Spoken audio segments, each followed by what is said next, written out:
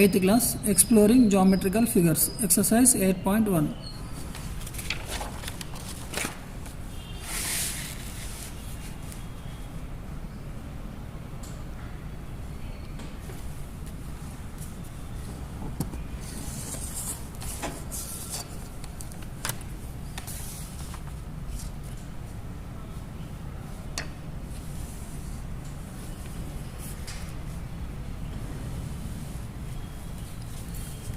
Question number 5. Question number 5. Draw the polygon on a square dot sheet, also its congruent figures in different directions and mirror image. First మనం ఏం చేయాలంటే ఒక polygon, ఒక square draw చేయాలి. ఒక square అంటే ఇక్కడ మనము డ్రా చేయడానికి నేను స్క్వేర్ డాట్ షీట్ తీసుకున్నాను ఇక్కడ. సో స్క్వేర్ డాట్ షీట్ ఒకవేళ లేకుంటే మీరు ఇట్లా పాయింట్స్ పెట్టుకొని చేసేసుకోవచ్చు.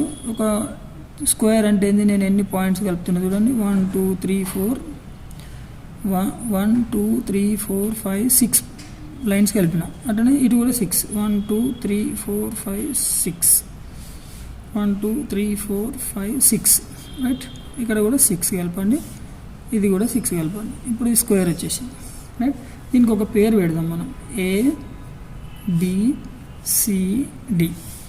ఇది మనకు కావాల్సిన స్క్వేర్ పాలిగాన్ రైట్. దీన్ని నేను ఏం చేస్తున్నా అంటే ఫస్ట్ ఏమన్నాడు, congruent figure different directions and mirror. Different direction అంటే ఫస్ట్ దీన్ని నేను ఏం చేస్తున్నా, రొటేట్ చేస్తున్నా రైట్. దీని నుంచి ఇటు రొటేట్, ఎట్లా రొటేటు, క్లాక్ వైజ్ ఇట్లా రొటేట్ చేస్తున్నా రైట్.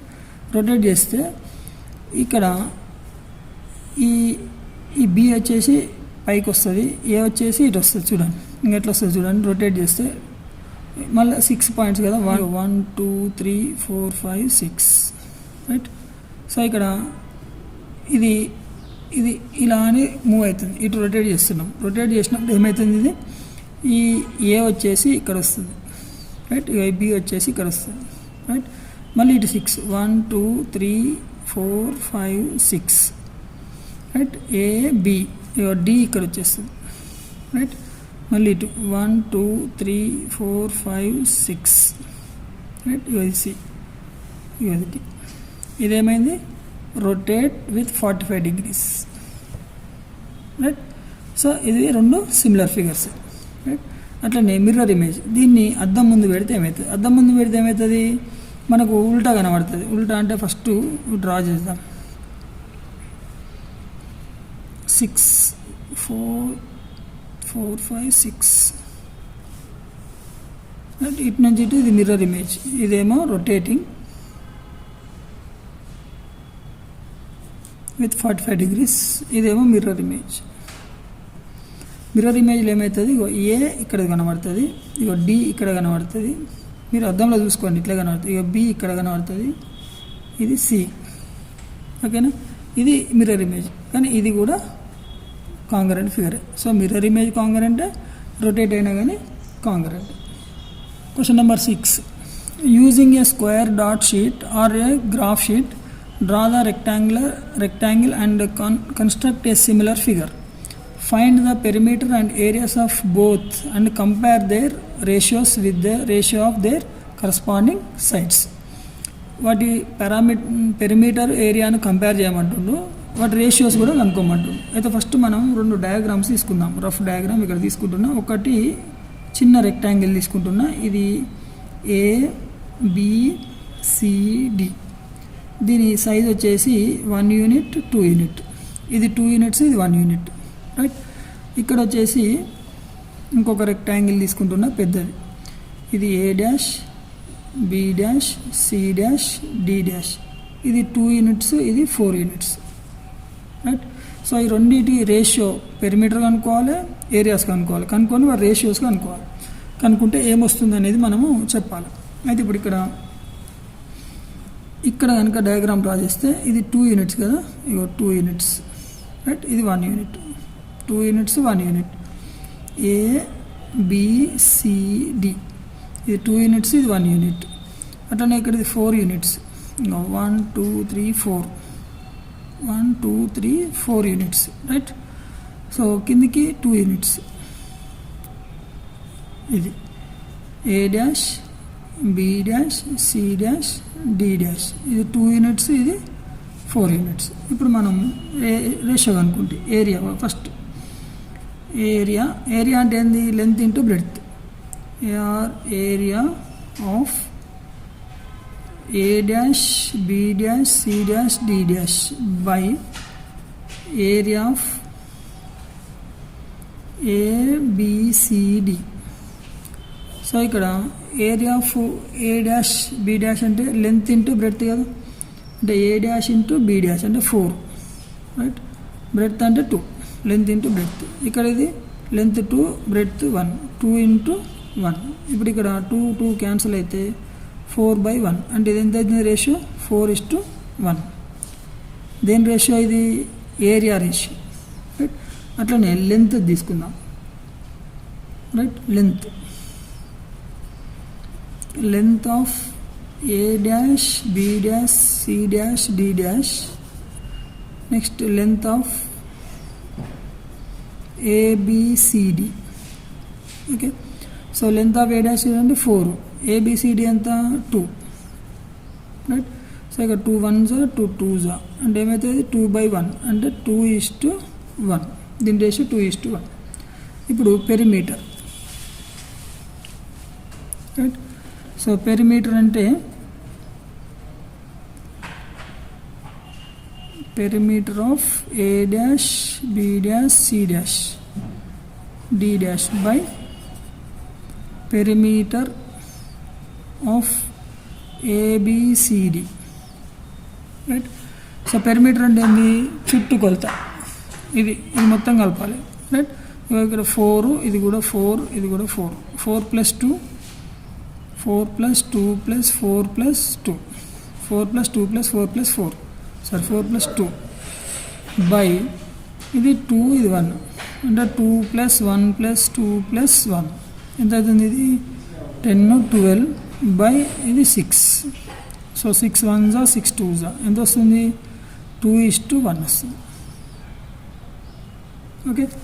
సో ఇది పెరిమీటర్ రేషియో, ఇది లెంత్, ఇది area. Question number 7 pillars are used to hold a slant iron girder as shown in the figure. So ఇది 7 pillars మీద ఈ ఐరన్ రాడ్ను పెట్టేసిండు. If the distance between every 2 pillars is 1 meter. So in between 2 pillars we have the 1 meter gap and the height of the last pillar is 10.5 meters. ఇది so find the height of the pillars. Okay. అన్ని pillars height అనుకోవాలి మనం. అయితే ఇప్పుడు ఇక్కడ పిల్లర్స్కి మనము names ఇచ్చుకుందాం. ఏమని ఇచ్చుకుందాం అంటే ఇక్కడ ఈ ఫస్ట్ పిల్లర్ వచ్చేసి H1, second pillar H2, third pillar H3, H4, H5, H6, H7, right. So 7th pillar 10.5 మనకి ఇచ్చింది. ఇక్కడ దీని పేరు కూడా పెట్టుకుందాం. A1, ఇది A2, ఈ పిల్లర్ల పేర్లు. ఓకే. AB తీసుకోండి, ఇది B1, ఇది C2, C3, ఇది D4, E5, okay, FG 6 7, right. ఈ పిల్లర్స్ నేమ్స్. ఓకే. ఇప్పుడు ఇక్కడ ఇది కనుక O అని తీసుకుంటే OA1 ఇదేమైతే ఒక ట్రయాంగిల్ అవుతుంది, ఇది ఒక ట్రయాంగిల్ అవుతుంది. ఇవన్నీ ట్రయాంగిల్స్, రైట్. సో ఇప్పుడు మనం ఒక్క ట్రయాంగిల్ తీసుకున్నాం అనుకోండి. ఫస్ట్ది ఇది ఫస్ట్ 0 1 A. ఇక్కడ ఏంది? ఇది H1, ఇదేమవుతుంది? 1 meter, right. సో ఇప్పుడు హైట్ ఇది width, right. Height base height మనం రేషియో తీసుకుంటే H1/1 is equal to last pillar వచ్చేసి ఇది O, ఇది G, ఇది 7. దీని హైట్ ఎంత?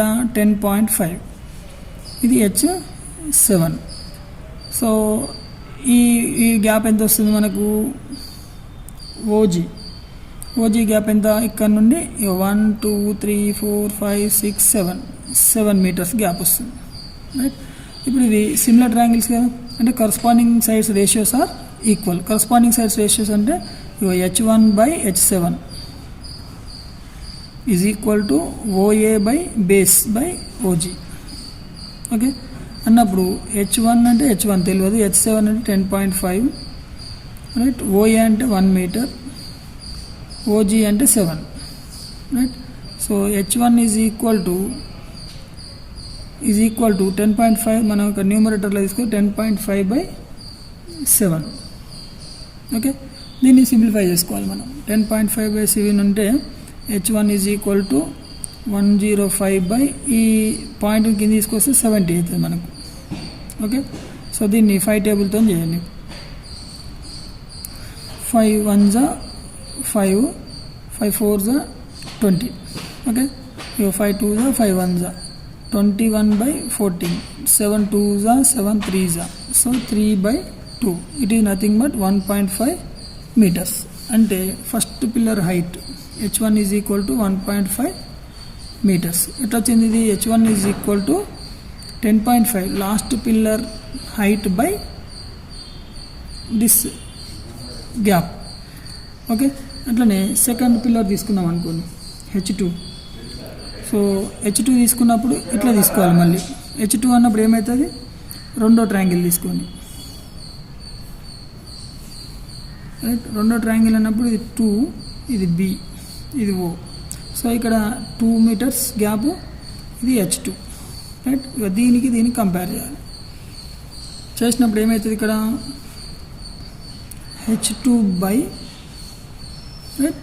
h2/10.5 is equal to OB అంటే 2/7.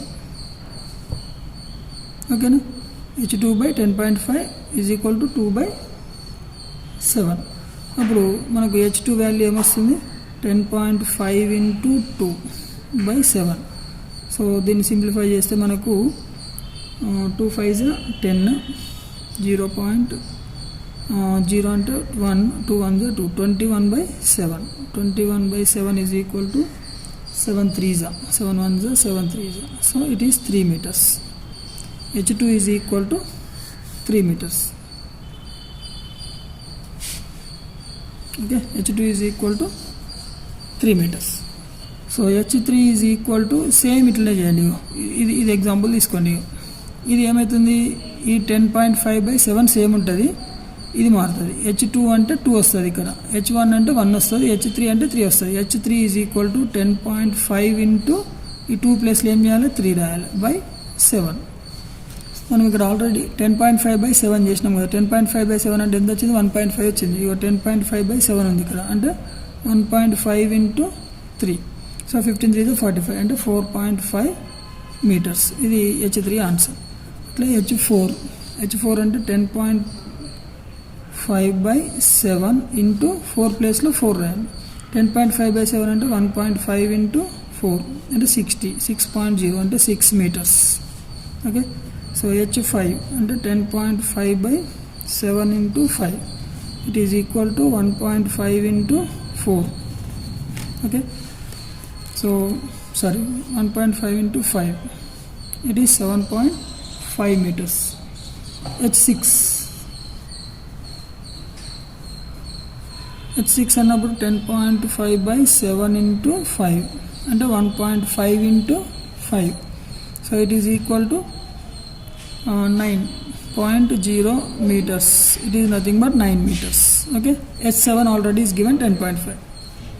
h7 is equal to 10.5/7 into 7. Your 7 cancel, 10.5 meters. Okay, this is the 7th answer. Question number 8. Standing at 5 meters apart from the vertical pole of the height 3 meters. Sudha observed that a building behind the pillar and found that the tip of the pillar is in line with the top of the building. So if the distance between the pillar and the building is 10 meters, so estimate the height of the building. Here the height of the Sudha is neglected. Okay, so ikkada manamu idi ground anukunnam.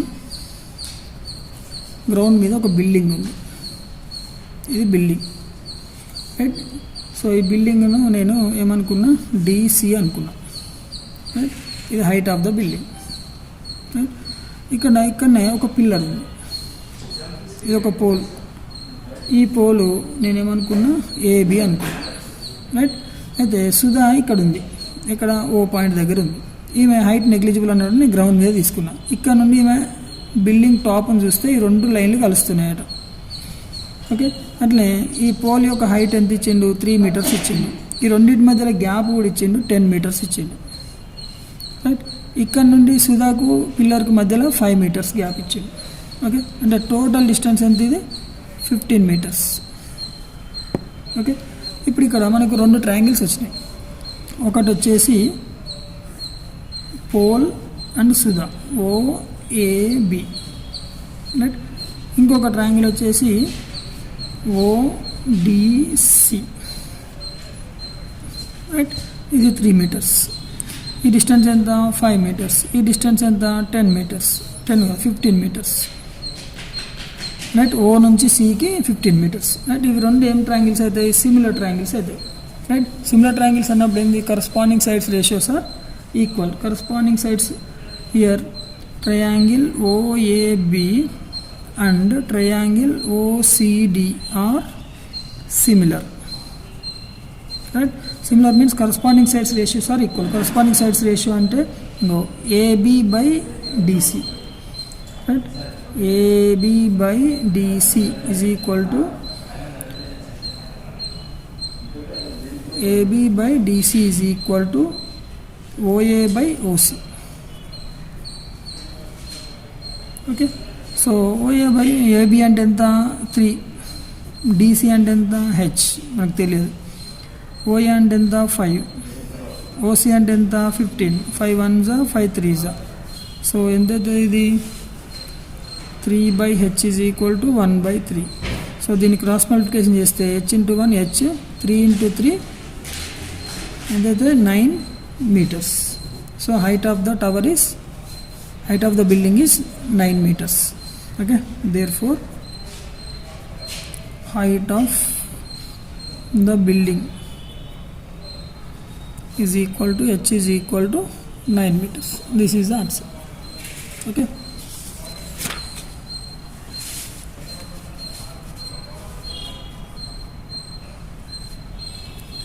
so this is very very important and easy question. 9th question, draw a quadrilateral of any measurement. Construct a dilation of scale factor 3. So measure their corresponding sides and verify whether they are similar or not. So మనం ఏం చేయాలంటే first ఒకటి quadrilateral draw చేయాలి. అయితే ఇక్కడ any quadrilateral మీరు select చేసుకోవచ్చు. Dilation అంటే ఏంటంటే విస్తరణ పెద్దగా చేయడం. డిలేషన్ అంటే ఏంది, బిగ్ సైజ్, స్మాల్ సైజ్ నుంచి బిగ్ సైజ్ చేయడం. సో ఇక్కడ నేను ఫస్ట్ ఒక స్క్వేర్ను డ్రా చేస్తున్నాను. డాటెడ్ గ్రాఫ్ తీసుకున్నాను. ఫస్ట్ ఏబిసిడి ఒక స్క్వేర్ డ్రా చేద్దాం విత్ 2 centimeters. అయితే ఇక్కడ సెంటర్ పాయింట్ తీసుకోండి, రైట్. ఫస్ట్ ఒక స్క్వేర్ డ్రా చేయండి. ఏం చేద్దాం, 2 centimeterతో ఒక స్క్వేర్ డ్రా చేద్దాం. 2 centimeter, 2 centimeter, 2 centimeter, 2 centimeter, right. ఇది ఒక square ABCD, right. Each side 2 centimeters. దీన్ని ఏం చేయాలంటే మనం ప్రొజెక్ట్ చేయాలి, రైట్. సో ఇక్కడ ఈ 4 verticesని మనం జాయిన్ చేస్తే it make it A point at 1 point, right. ఈ 2 pointsను జాయిన్ చేయండి. ఇట్లా నేను రెడ్ పెన్ తీసుకుంటున్నాను మీకు ఈజీగా కనబడడానికి, రైట్. జస్ట్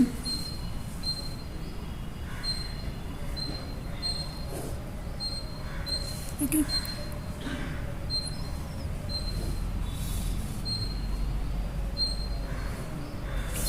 ఓకేనా. సో ఈ పాయింట్ మనం ఏం చేయాలనుకుందాం, ఓ అనుకుందాం, రైట్. ఈ పాయింట్స్ను ఓ చేసేసుకొని ఇప్పుడు మనం మెజర్ చేయాలి. O A distance, O B distance, O C distance, O D డిస్టెన్స్ను మెజర్ చేయాలి, రైట్.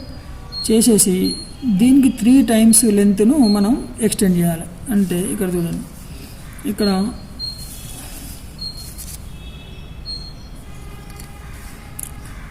ఇక్కడ ఎంత ఉంది 0 నుంచి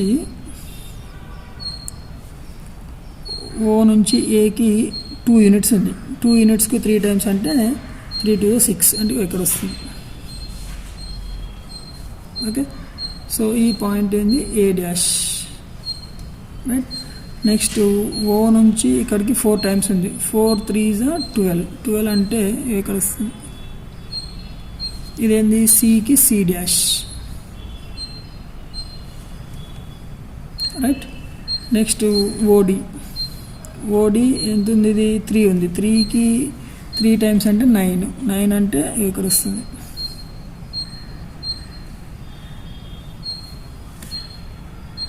ఇదేంది D dash, right.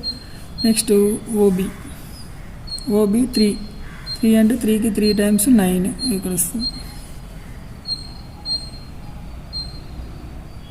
Right.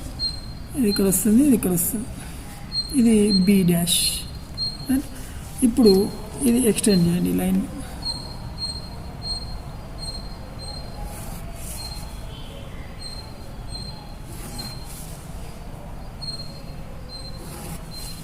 Okay, ఈ పాయింట్స్ని జాయిన్ చేయండి.